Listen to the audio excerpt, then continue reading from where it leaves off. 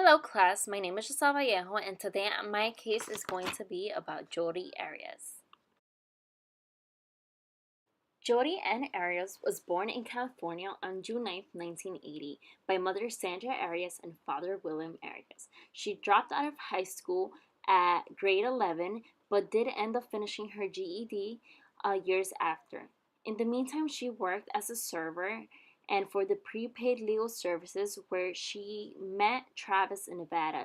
She became so obsessed and possessive over him and even ended up stalking him. Travis Alexander was also born in California on July 28, 1977, and was murdered on June 4th of 2008.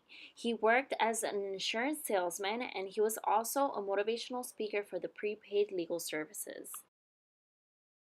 Travis Alexander was murdered on June 4th of 2008 by ex-lover Jodi Arias over jealousy. He was found 5 days after he died in his Nevada home by some friends with 29 stab wounds, a bullet to the head, and a slit throat from ear to ear.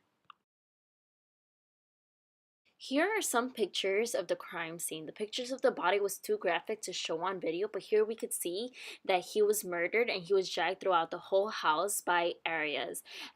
He was actually found inside the bathroom tub, and we can see that his hands hold injuries because he was trying to fight off the attack.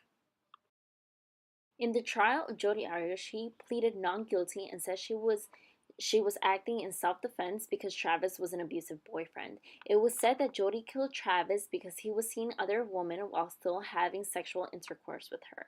It was also said that she tried to stage the scene by getting rid of the murder weapons, but evidence saw that she was in the scene because a bloody palm print was found in the wall and pictures in a camera was found also. People began to say that she was a pathological liar and that she was crazy because every time she testified or spoke to lawyers or to the police, she had a different story. First, she said that she wasn't with Travis, and because of her religious beliefs, she would never commit a crime like to this magnitude. But then she said that she was actually with Travis, but she saw when two intruders came in and stabbed her boyfriend. Then she said at the end that she's the one that killed him because they got into an argument and he was becoming very abusive, and she did it because of self-defense. The jury convicted Arias of first-degree premeditated murder on May 8th of 2013. She was sentenced to life in prison without the possibility of parole on April 13th of 2015. She is currently staying in Perrysville prison. She was saved from going on the death row because the jury didn't come to an agreement. According to the state of Arizona, the capital punishment is allowed for first-degree murder charges with a lethal injection starting November of 1992. Since one person in the jury didn't agree with the capital punishment, she was actually just sent to prison for life.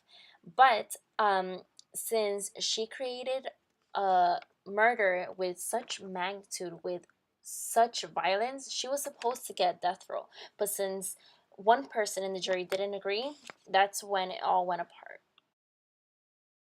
Some difficulties that were presented in this case is that Jodi Arias changed her story so many times that no one believed a word that was coming out of her mouth. So every time she spoke, they didn't know if it was true or it was not true. She made herself look mentally unstable because her attitude was different in court all the time, in the interrogation room and also in interviews. The philosopher I compared it to was Dostoevsky because the main character, Raskolnikov, shows no remorse when killing the old lady because he thought it was the right thing to do. Jodi also shows no remorse in interviews and says that she did it because her life was at risk. She tried hiding the evidence, but just like Dostoevsky said, the truth always comes out no matter how much you try to hide it. Another philosopher I compared it to was Nietzsche.